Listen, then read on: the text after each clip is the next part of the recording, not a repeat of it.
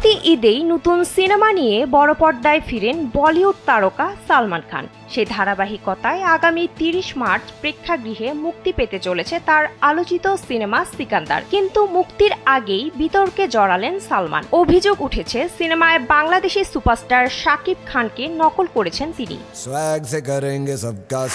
বেশ কিছুদিন আগে সিকান্দার সিনেমার প্রযোজক তার সোশ্যাল মিডিয়া প্ল্যাটফর্মে সালমান অভিনীত জোহরা জাবিন গানটি শেয়ার করেন। গানটি দেখার পর থেকেই সামাজিক যোগাযোগ মাধ্যমে তৈরি হয় নানা রকম সমালোচনার। নেটিজেনরা মন্তব্য করেন সালমান নাকি বাংলাদেশি সুপারস্টার শাকিব খানকে কপি করছেন।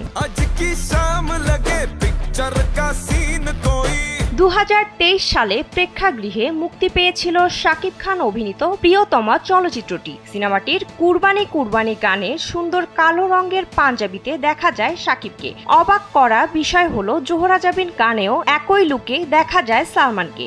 শুধু তাই নয়, গানে সালমানের ডান্স স্টেপগুলো অনেকটাই মিলে গেছে শাকিবের সাথে, যা নিয়ে কটাক্ষ করে প্রযোজকদের বিরুদ্ধে চুরির অভিযোগ তুলেছেন নেটিজেনরা।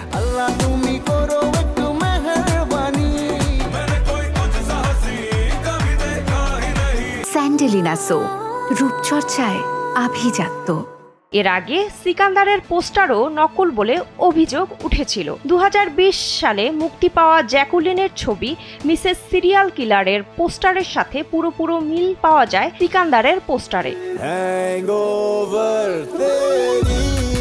সালমানের জোহরা জাবিন গানটি নিয়ে সমালোচকদের একজন সোশ্যাল মিডিয়ায় লিখেছেন, দারুণ বিষয়, ভাইজান প্রচুর বাংলাদেশি ছবি দেখছেন। কেউ লিখেছেন, ভেবেছেন বাংলাদেশি অভিনেতাকে নকল করলে কেউ জানতেও পারবে না। আবার অন্যদিকে সালমান ভক্তরা মন্তব্য করছেন, পোশাকের মিল মানেই অনুকরণ নয়। গত ২ সপ্তাহ আগে মুক্তি পেয়েছিল সালমানের জোহরা জাবিন গানটি। গানটি সুরকার প্রীতম এবং গানটি গেয়েছেন ভারতীয় সঙ্গীত শিল্পী নাকাশ আজিজ। এছাড়াও মুরুগাদোস পরিচালিত সিকান্দার সিনেমাটিতে সালমানের বিপরীতে কেন্দ্রীয় চরিত্রে দেখা যাবে রাশমিকা মান্দানাকেও। বিনোদন ডেস্ক, কালবেলা।